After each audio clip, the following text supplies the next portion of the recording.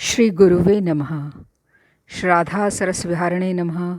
श्री शुक श्याम चरणदासो जयति। श्री सरस निकुंज पीठाधीश्वर आचार्य श्री श्री अलबेली माधुरी शरण जी महाराज जी के श्री चरण कमलों में दंडवत प्रणाम। जय जय श्री राधे श्याम। जय जय श्री राधे।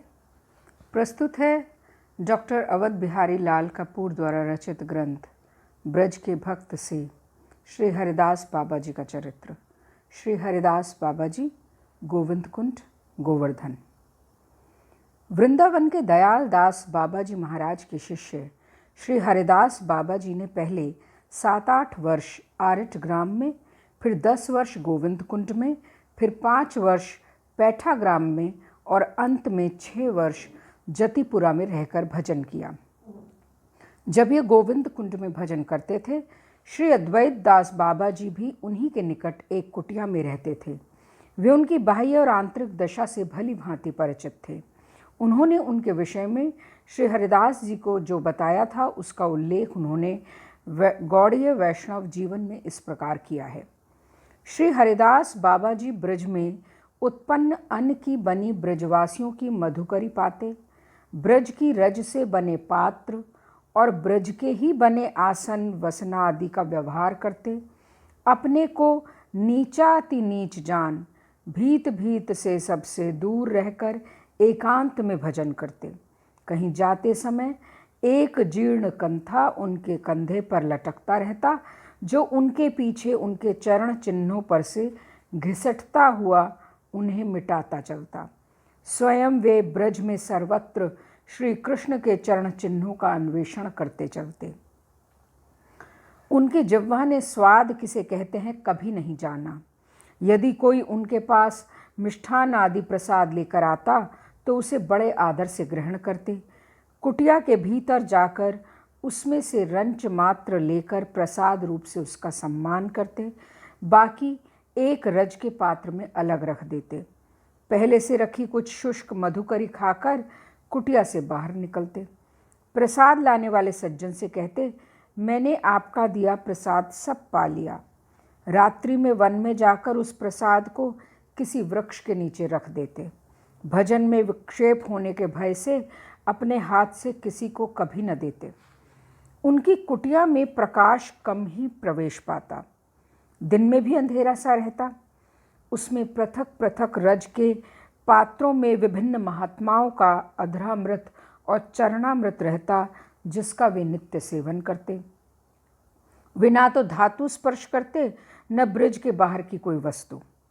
किसी विषयी व्यक्ति का संग या उसकी दी हुई किसी वस्तु का व्यवहार करने का तो कोई प्रश्न ही न था।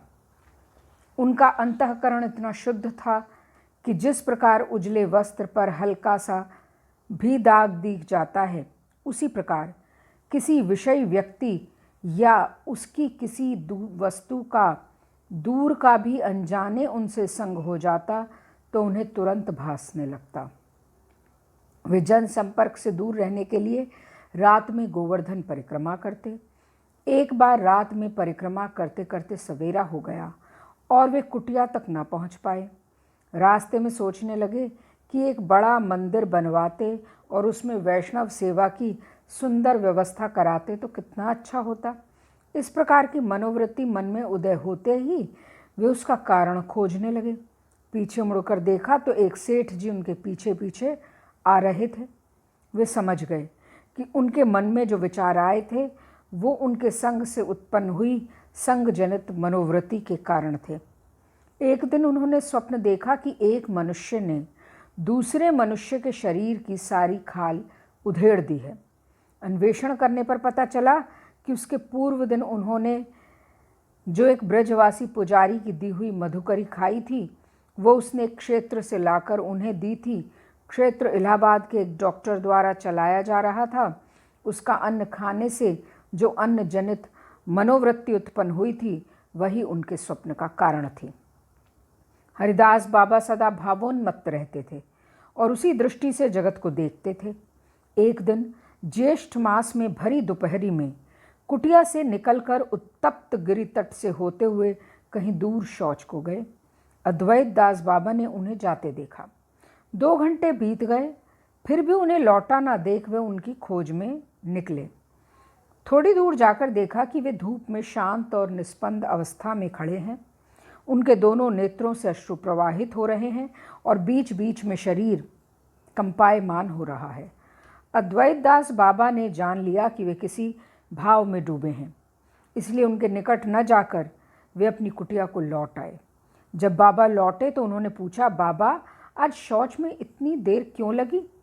उन्होंने कहा, क्या बताऊं, इतने दिनों से गिरिराज ने अपने चरणों में आश्रय दे रखा है, पर आज तक किसी गधे का सा भी भाव नहीं दिया। चलो तुम्हें दिखाऊं तो तुम समझोगे। वे अद्वैत दास बाबा जी को उसी स्थान पर ले गए जहां उन्होंने उन्हें भाव मुद्रा में खड़े देखा था। एक गधे की ओर इंगित करते हुए उन्होंने कहा, ये देखो। फिर बोले, देखा? क्या देखा? यही कि गधा कीचड़ में लौट रहा है। अद्वैत दास बाबा जी ने कहा। हरिदास जी ने प्रेमावश में एक थप्पड़ मारने का सा उद्यम कर उनके सिर पर हाथ फेरते हुए कहा, बस यही?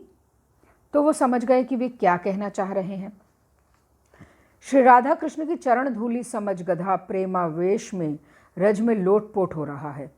हरिदास जी कुछ दिन एरावत कुंड के दाहिनी ओर बनखंडी में रहते थे। एक दिन संध्या समय जब वे जतिपुरा से मधुकरी कर लौट रहे थे, रास्ते में ठीक बगल में एक बाघ बैठा था। वे श्री कृष्ण चैतन्य प्रभु नित्यानंद इत्यादि नाम करते करते भाव मग्न अवस्था में चले जा रहे थे। उसी अवस्था में नाम करते करते बाघ के सामने से निकल आए। फिर भी उसकी ओर लक्ष्य नहीं किया, मानो बाघ भी नाम ध्वनि सुन आविष्ट जैसा चुपचाप बैठा रहा। जब वे कुछ आगे निकल आए, उन्हें ध्यान आया कि पथ में कोई जानवर बैठा था। उन्होंने सुन रखा था कि वहाँ बाघ रहता है, इसलिए उन्हें फिर कर देखने का कौतूहल हुआ। उन्होंने उलट कर देखा तो सचमुच वहाँ बाघ बैठा था।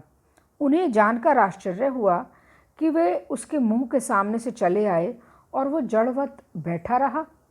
गोविंद कुंड में रहते समय एक 25 वर्ष का ब्रजवासी ब्राह्मण उनकी शरण में आया और उनसे गुरु दीक्षा देने का आग्रह किया। वे ब्रजवासी मात्र में गुरु बुद्धि रखते थे, तो इस ब्राह्मण को दीक्षा कैसे देते? उन्होंने विनयपूर्वक अपनी असमर्थता प्रकट कर दी। फिर भी ब्राह्मण उनकी एकांत शरण में पड़ा रहा। अंत में उन्होंने उसे गुरु सेवा बुद्धि से उपदेश देकर दीक्षा और वेश प्रदान किया। नाम रखा श्री हरे कृष्ण दास। पर उन्होंने किसी दिन हरे कृष्ण दास की सेवा स्वीकार नहीं की। हरे कृष्ण दास से गुरुदेव के प्रकट होने के पश्चात उनका विरह सहन न हुआ। उन्होंने भी उनके आसन के निकट आसन जमाकर साल भर तक एकांत भाव से भजन करते हुए उनका अनुगमन किया। गुरु शिष्य दोनों की समाधियां जतिपुरा में एरावत कुंड के पश्चिम में हरजी कुंड के तीर पर विद्यमान हैं। श्री राधा सरस बिहारी लाल की जय।